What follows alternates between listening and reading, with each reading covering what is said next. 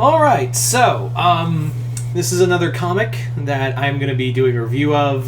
This comic comes from, once again, it's another comic from my good friend Chris, aka the Mount Vernon Kid. Chris, thank you so much for this comic. This is a good one. This is one I was looking forward to reading, and this is Victor Revolve's Destroyer.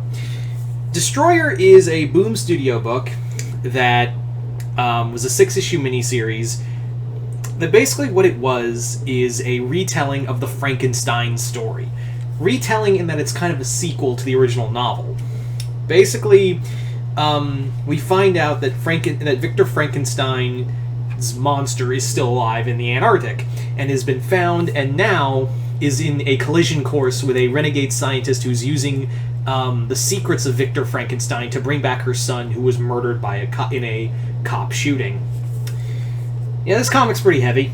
It talks about some pretty heavy stuff. I'm not gonna beat around the bush. This comic does talk about some pretty heavy stuff. I wouldn't call this horror. Also, I would not in any way call this horror.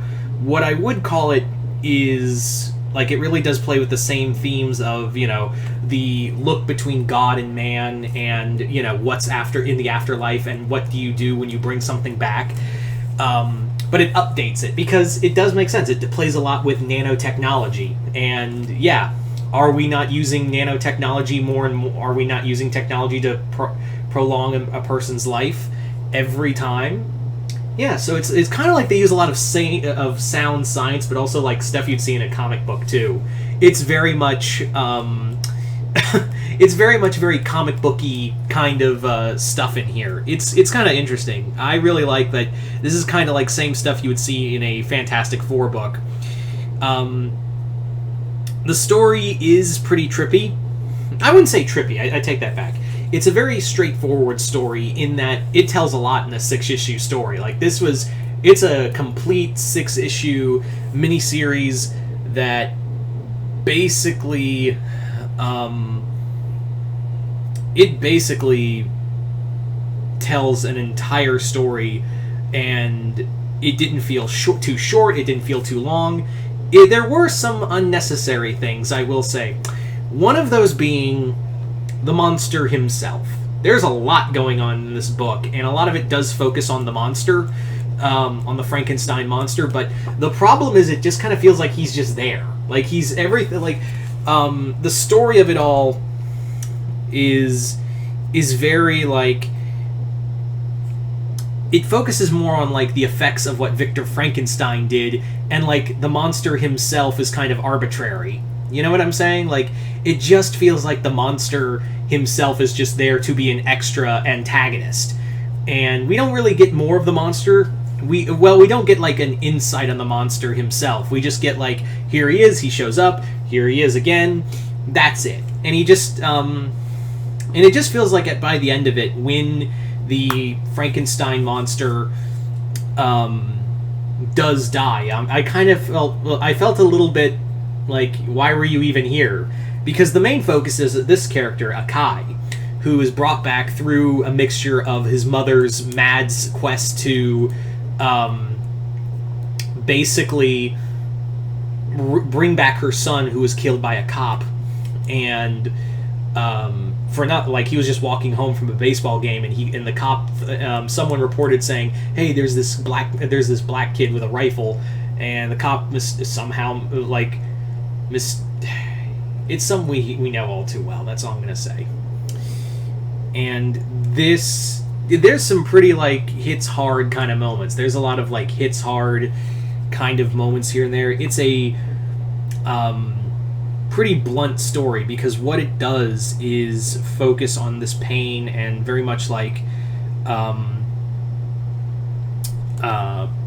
of this one woman's loss, like the pain of this one woman's loss, the loss of her family at this agency who's been after the Frankenstein monster for all of this time.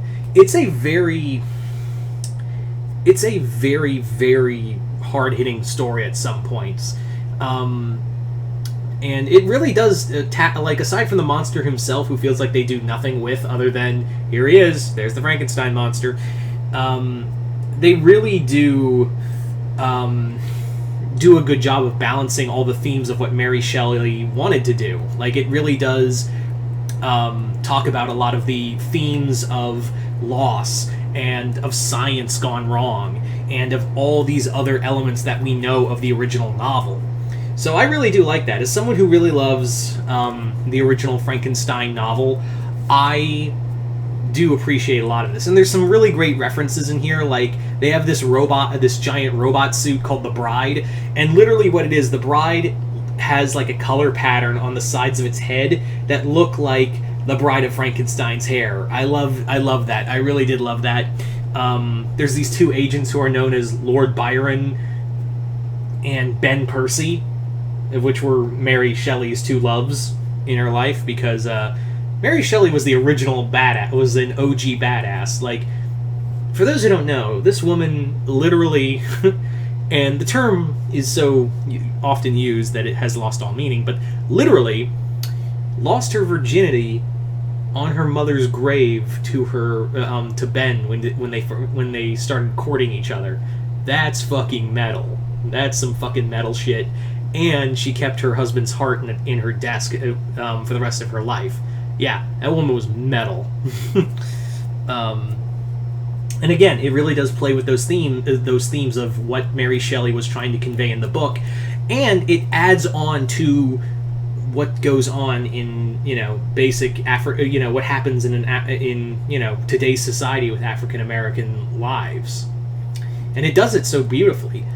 And it tells it in just 6 issues. I don't know if there's a sequel to this. I kind of hope there is, but if it isn't, like, this is a nice little one and done story. Like, this is a decent one and done story. Yeah. If you are a fan of Frankenstein, I highly recommend checking out Destroyer. It's a wonderful story. It's a fantastic take on the science of Frankenstein. It does all of these great themes in it, and it's just so damn good. It is so damn good. So, Chris, thank you again for this comic. This was a lot of fun. Thank you so much for sending me this book. But other than that, hope you all enjoyed this review. I'm Mr. Multiverse. I'll see you next time in the Multiverse.